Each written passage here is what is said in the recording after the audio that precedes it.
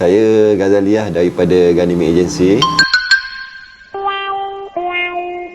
Dalam insurans Malaysia ni lebih kurang dah berkecimpung 18 tahun. Melibatkan diri dengan insurans Thailand ni lebih kurang dalam 9 tahun lah. Memang sebelum ni full time insurans Malaysia dekat KL, kemudian balik ke Changlun, itu start berkecimpung dengan insurans Malaysia dan Thailand. Apa yang saya tengok, insurans Malaysia dengan Thailand ni sebenarnya basic dia sama je lah. Insurans mana-mana pun kita ada satu base yang kefahaman dan in-law dia sama untuk melindungi. Dan insurans ni sebenarnya bukan kita boleh buat duit untuk kita nak kaut keuntungan. Maksudnya kita banyak ambil insurans, kalau motor kita rosak macam ni kita repair bagi lagi elok. Tak, insurans ni akan adakan balik benda atau benda kita tu seperti mana sebelum kejadian. Syarat pertama yang kita kena tengok, setiap kenderaan hendak berada di atas jalan raya Thailand. Dekat sini kita panggil JPJ, dekat sana kita panggil Ministry of Transport, MOT, yang handle semua ni. Sebab dekat Thailand MOT ni dia handle semua, termasuk udara, darat, apa semua. Bukan macam kita dia asingkan JPJ apa semua. Especially kita kena tahu, kita ni rakyat Malaysia nak masuk ke sana kereta luar lah. Okey, yang pertama insurans compulsory ataupun dia panggil dalam bahasa luar dia CPTL, compulsory third party liability.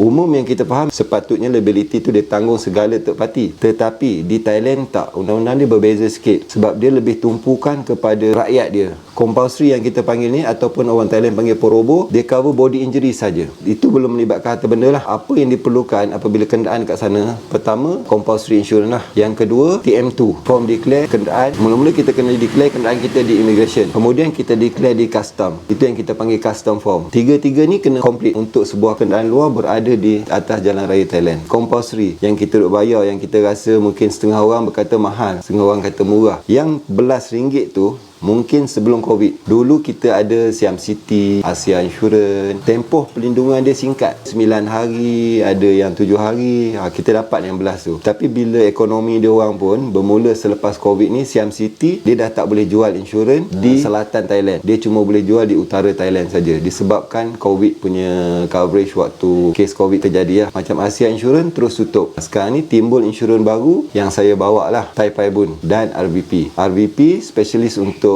motor compulsory. RVP ni daripada dulu lagi memang kita kenal. Minimum coverage dia tak akan bagi sebulan, seminggu, dia akan 3 bulan terus. Itu amount yang kita kena bayar. Dengan harga kalau di Ganimi Agency ikut CC antara 40 ke 60 ringgit untuk 3 bulan. Setengah bikers yang jarang masuk dia rasa mahal. Tetapi kalau benda tu kita tengok 3 bulan untuk 60 ringgit maksimum pun. Tetapi kita tengok pula apa yang ada di dalam 60 ringgit yang kita bayar. Compulsory saya boleh bagi tahu amount dia sebab kerajaan Thailand standard kan. Untuk compulsory semua insurans dia akan pakai coverage yang ni. Untuk rider ataupun driver dia cover untuk medical sebanyak 30,000 Thai baht. Itu untuk rider. Dan sekiranya rider tu ada bawa pilihan atau passenger, kalau kereta, setiap passenger untuk medical dia cover sehingga 80,000 Thai baht. Bukan total keseluruhan, setiap kes. Maksudnya kalau dalam tu ada 5 orang yang menyebabkan kecederaan, setiap orang tu company ni akan tanggung 80,000 Thai baht untuk duit medical dia. Katalah contoh dia masuk ke kenderaan, dia bawa 5 orang sebiji kereta, dia beli insurans tu yang minimum untuk Thai Paibun sekarang ada 18 hari. Average katalah antara 20 ke 30 ringgit. Yang tu saja. Kalau dalam tu ada 5 orang, setiap orang 80,000 Thai baht untuk medical. Dan kalau melibatkan orang luar, orang Thailand ke apa kan pun sama, setiap orang untuk medical 80,000 Thai baht. Kemudian sekiranya melibatkan kematian, untuk rider atau driver dia tak cover, tetapi pilihan dan orang sekitarnya atau passenger dia cover setiap kematian 500,000 Thai baht. Memang agak besar. Kadang-kadang kita rasa kita bayar tu mahal, rugi lah. Memang insurans ni rugi kalau tak ada berlaku kes. Tetapi kalau berlaku kes, kalau kita tak ambil, lebih rugi lagi. In-law dia memang lebih tumpukan. Kalau saya rider, saya yang menyebabkan masalah dekat orang, so saya kena bertanggungjawab. Jadi tanggungjawab saya tu diambil alih oleh insurans. Tapi diri saya tak ada. Untuk saya nak cover diri saya kena ambil lah travel PA ke, ataupun saya ambil voluntary insurance. Setakat yang saya bayar ni, company akan cuma ambil alih third party saja. Tu pun Alhamdulillah ada juga cover untuk rider 30,000 Thai baht. Sekiranya kita masuk ke Thailand, tak buat compulsory, tak buat TM2, tak ada custom form, dia ada package kat Thailand, 10,000 Thai baht kita kena bayar, ataupun 2 bulan duduk bercuti dalam penjara sana. Kalau tak ada 3 ni, kalau ada kes terjadi atau polis tahan, kita dapat package ni. Kemudian kalau kita nak cover aset-aset di Thailand, ini yang dia panggilkan voluntary. Tapi bila kita add on kan voluntary, saya nak summarizekan coverage dekat voluntary susah. Different insurance, different dia punya coverage yang dia bagi. Tetapi yang penting yang ada dalam voluntary adalah cover aset-aset di Thailand, adanya bail bond. Bail bond ni diperlukan sekiranya kemalangan di Thailand dan melibatkan kematian. Ini cagaran kita dekat sana. Tetapi kita harus ingat, kadang bila terjadi kes dekat Thailand, dia perlukan orang Thailand untuk menjadi cagaran kita. Dia defend sebab Thailand ni claim dia, kalau kita tengok sebenarnya in law, dia banyak buat civil punya claim. Di Malaysia pun ada, tapi benda ni kurang. Bila berlaku kemalangan di Malaysia, tengok-tengok tak ada insurans apa semua, Alhamdulillah orang Malaysia sejuk hati, tak apa, settle lah macam tu. Tetapi di Thailand tak. Dia akan buat tuntutan juga. Itu yang dia panggil civil punya tuntutan. Bila tuntutan civil ni lah, boleh harta benda kita disita, terus dia orang pegang kereta kita, pegang kita. Sebab tu, sebab dia nak tuntut melalui civil. Bila civil ni lagi kita tak jelaskan apa tuntutan yang pihak mahkamah bagi dekat dia, dia takkan lepaskan kita. Dua pilihan saja, sama ada harta kita mengganti tuntutan ataupun diri kita masuk penjara untuk menebus tuntutan tu. Saya nak bagi 100% kata, ambil lah voluntary supaya berlaku kemalangan dan melibatkan kematian, kita tak dipenjarakan. Tidak, depend on case. Kalau kita fikirkan dari segi harta benda Thailand, contohnya kita terlanggar kereta Thailand, dari situ kita dah tak payah risau sebab kita boleh claim on insurance. Terlanggar tiang elektrik dia orang ke kerajaan, dia orang boleh claim atas insurans voluntary. Yang kita risau apabila melibatkan kematian. Kita takut bail bond yang ada tu tak mampu untuk nak cover claim dari tuntutan. Dalam masuk cerita ni kita share sikit lah kan. Kalau kita tengok orang kata dulu masuk Thailand benda ni tak kecoh pun, terlanggar bayar RM10,000, keluar walaupun meninggal balik. Ini sebenarnya adalah risiko dunia sekarang di media sosial. Bila berlaku kes, update dalam media sosial. Jadi bila berlaku je kematian di Thailand, dia orang ada satu rujukan. Dia orang ingat, dekat Phuket dulu melibatkan kematian dia dapat RM1,000,000. Jadi bila berlaku kat sini dia pun nak RM1,000,000 juga. Padahal kalau fikirkan kan, kalau comparekan voluntary dengan compulsory tu, kematian kalau dulu-dulu punya dah cukup dah sebenarnya RM500,000 Thai baht dalam RM60,000 duit kita lebih kurang kan, dah cukup dah. Tapi disebabkan dunia sekarang viral, nak share, nak bantu apa semua, jadi benda ni jadi macam tu. Jadi bila berlaku kat sini, saya ada rujukan,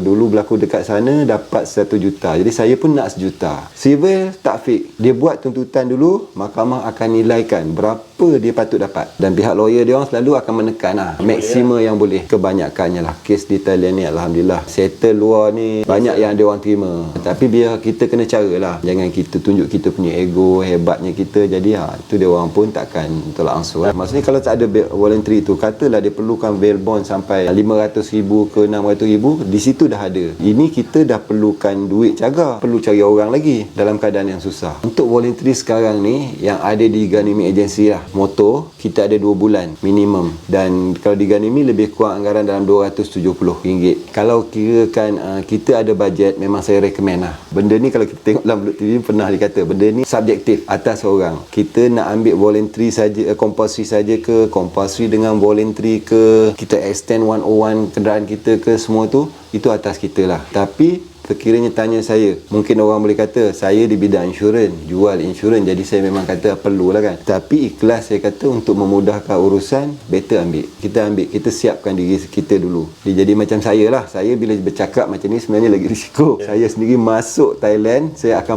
cuba pastikan diri saya ni komplit. Sebab kalau tak komplit saya risau. Sebab tiba-tiba tengok pula ni, itu hari kau cakap. Jadi pula kat kita kan. Sebab pengalaman saya pun kalau dalam Thailand nak melibatkan kemalangan tu, saya rasa bagi saya agak teruk pernah alami sendiri. Tapi Alhamdulillah, syukur Allah bantu, Allah lindung, tak jadi. Sehingga kan apabila berhenti motor tu, orang rumah cakap yang kaki saya dah kena bumper kereta tadi. Kereta tu saya dah cuba fahami cara pemanduan dia, ikut dia dah lama, dia ke kiri ke kanan, kereta pun agak uzur, orang pun agak tua, tiba-tiba dia bagi signal ke kiri. So kalau orang bagi signal ke kiri, maksudnya kita potong kanan lah. Saya pun masuk potong kanan, dengan tak semena dia terus ke kanan, himpit saya, dan datang satu pickup, betul-betul break. Saya dengar dia break je, saya nampak side mirror, saya nampak bumper dia, saya terus change gear, Alhamdulillah sempat, saya terus speed dan lepas. Lepas tu berhenti. Kalau seorang smoker tu 3 batang asap rokok, tak tahu nak kata apa dah, macam dah tak boleh nak ride lah. Kebetulan waktu tu terjadi di utara Thailand. Kemalangan ni sebenarnya tak ada siapa yang nak, cuma kita fikirkan apa persediaan kita lah. Kemudian tadi bila tambah ni, kita tambah sikit 101. Dia 101 ni bukan daripada insurans Thailand, dia daripada insurans Malaysia. Insurans Malaysia cuma cover Malaysia, Singapura dan Brunei. Thailand dia tak cover. Untuk nak cover ke Thailand, kita kena addkan 101. Maksudnya kita call kita punya principal company insurans dekat sini, beritahu tahu saya nak ke Thailand berapa hari dan nak extend 101, berapa bayaran dia. Average dia tak mahal, lebih kurang kalau seminggu tu dalam 30 ke 60 ringgit macam tu lah. Tapi masalah dia masa on the spot, kalau datang, kalau saya nak tolong buat pun tak boleh lah. Kalau bagi masa paling kurang pun seminggu untuk kita orang check dengan company insurans dekat Malaysia, company apa. Kita call HQ dan tanya HQ dia orang berapa, company principal tu berapa untuk extend satu kenderaan ni. Dan satu lagi, tak semua insurans Malaysia ada untuk extension 101. Bila dapat harga, saya kena bagi tahu pula customer ni setuju ke tak setuju. Kalau dia setuju, saya akan bayar dulu dekat sana. Lepas tu dia baru keluar cover note satu endorsement. Kalau seminggu tu still bawah RM100. Setengah orang bila dia buat 101, dia ingat menggantikan voluntary insurance di Thailand. 101 ni cuma membolehkan syarat untuk sekiranya berlaku musibah kereta kita atau kenderaan kita di Thailand, boleh buat report dekat sana dan boleh claim. Dia tak ada extend apa-apa coverage. Kita boleh towing kereta tu, bawa balik dan repair di Malaysia kalau ada 101. Kalau tak ada 101 tu yang tak boleh, company insurance akan skip. Bukannya bermaksud bila kita ada 101, insurans kita komprehensif kat sini, extend 101 masuk ke Thailand, dia cover semua. Maksudnya kita langgar orang, company kita akan bayar. Tak, dia tak cover asset di Thailand. Contoh perbezaan lah, kalau kita nak tengok satu kereta dekat Thailand tu, ibarat kalau macam dekat Malaysia dia ada ambil compulsory sahaja, ibarat macam kereta dekat Malaysia ni road tax tapi tak ada insurans. Apa-apa semua kita kena bayar sebab tak ada insurans yang nak bayar kita. Apabila dia addkan voluntary, ibaratkan kereta dekat Malaysia ada third party insurance. Kereta dia tak cover, tetapi sekiranya dia melibatkan orang lain, pihak ketiga, boleh claim. Dan bila dia addkan 101, maksudnya dah jadi komprehensif dah kereta dia kat sana. Asset Thailand cover, kereta dia cover dan pihak ketiga pun semua dah cover. Paling lengkap lah. Kadang-kadang kita nak masuk ni budget, mungkin bila kita kira total semua, harga insurans yang kita kena bayar tu, cost tu melebihi insurans dekat Malaysia. Tapi bagi saya, kita kena tengok balik itu side kereta Malaysia nak ke Thailand. Kita tak tengok balik kereta Thailand nak ke Malaysia. Dia orang paling kurang, dia orang kena habiskan duit sekurang-kurangnya 150 sebulan berada di sini. Minimum insurans Malaysia akan cover kereta Thailand cuma third party sebulan. Kadang 150, 200. Cuma insurans third party tau. Kereta dia orang tak cover. Sebenarnya dekat mana kita nak pergi, kita nak follow lah dia punya rule. Kita masuk negara orang, kita follow. PA insurans ni untuk cover kita lah. Sekiranya berlaku musibah yang melibatkan kita sendiri dalam keadaan yang teruk, uzur, sampai tak boleh nak buat apa. Jadi kita macam orang tengok rekod sebelum ni, ada yang balik dengan private jet apa semua, itu semua under travel insurance. Kalau untuk bikers, ada setengah-setengah insurance kita kena addkan dangerous activity, dan setiap insurance yang kita ambil itu kita kena tengok setengah company tu dia tak ada untuk cover dangerous activity, dan setengah orang tu dia ambil je, tapi bila terjadi melibatkan laporan kata bawa motosikal, tak cover. Harus diingat motosikal ni antara dangerous activity. PA kalau lebih kurang seminggu 5 hari, okey, dia 1 hingga 5 hari lain harga, 5 hingga 10 lain harga, 1 hingga 5 hari lebih kurang RM50 lah yang cover dangerous activity. Kalau persediaan kita bawah 500 untuk satu kenderaan masuk ke Thailand, kita boleh sediakan satu package yang lengkap lah. Macam saya cakap tadi lah, bila cakap tanya saya, kau duduk di insurans dan kau jual insurans, pasti kau cakap wajib. Sebenarnya apa yang saya terapkan dekat budak-budak saya supaya share benda ni, kadang-kadang orang nak beli ke tak beli terpulang pada dia, tetapi niat kami nak orang tu tahu dia masuk Thailand cuma beli compulsory insurance sahaja. So dia tahu apa yang ada dalam compulsory. Itu yang penting. Itu yang terjadi kes-kes sebelum ni, bila dia walaupun ambil compulsory terjadi kes, dia boleh cakap dekat orang Thailand, aku ada insurans, kau claim lah. Tapi dia tak tahu sebenarnya compulsory tu tak cover pun asset tu. Tak apa, nak ambil compulsory pun bagi saya dah bajet kita banyak tu. Yang pertama kita kena beringat lah. Yang kedua, kita tahu bahawa compulsory ni cover macam ni saja. Jadi bila kita tahu apa yang kita pegang, kita tahu nak handle situasi. Bila terlanggar katalah motor orang tu sikit je, aku ambil compulsory saja, jadi compulsory tak boleh claim. Kita akan cuba kau tim. Dia sebut tu harga yang kita rasa logik, kita bayar. Ada kes-kes yang memang perlukan on the spot bayar. Dua je dia orang bagi pilihan, settle pergi ke balai polis ataupun bayar amount yang ada ni. Terbalai memang bahaya dan leceh, tetapi kita syukur sebenarnya kalau ada orang Thailand belah. Saya rasa terima kasih sebab banyak adjuster di Thailand membantu dan berperi kemanusiaan lah. Boleh dibawa berbincang. Even kadang-kadang satu benda daripada 100,000 boleh turun ke 30,000 Thai baht, satu amount yang banyak, tapi dia orang bantu, dia orang akan cuba bantu. Tapi sebenarnya bergantung pada kita lah. Jangan sombong kan. Kita jangan sombong kan. Better yang akan membantu kita bila ada di sana sebenarnya adalah polis turis. Pertama kita kena tahu turis polis punya number lah. tak salah saya 1515. Okey, ataupun sekarang ni dia orang ada buat app tapi saya pun tak pernah pakai. Dia dah trace location kita dan kita tekan je, dia orang akan feedback kepada kita. Benda ni saya boleh cakap tapi belum saya try lagi. Tapi dari segi function saya tengok memang kita request je dia akan trace di mana kita. Apabila kita berada dekat sana, kalau kita solo, kita pastikan kita lengkap macam internet, ataupun kita share live location kita dengan family ke atau kawan yang kita rasa ni ke. Sebab selalu setengah-setengah ada kawan-kawan yang rapat dengan saya, bila dia masuk, dia solo ride sampai ke sana, dia akan share live location dalam Google. Dia pun nak update bila dia nak berhenti lama, Ali aku tidur kat sini. Kadang-kadang bila saya pun pernah bersembang dengan kedutaan juga, jumlah yang masuk tu ramai. Kalau semua nak pergi report, kalau kita fikir, kalau hari ni pun kalau beribu orang masuk, semua nak ke konsulat untuk lapor, dia orang pun tak terlayan dan buang masa kita. Kita bila berlaku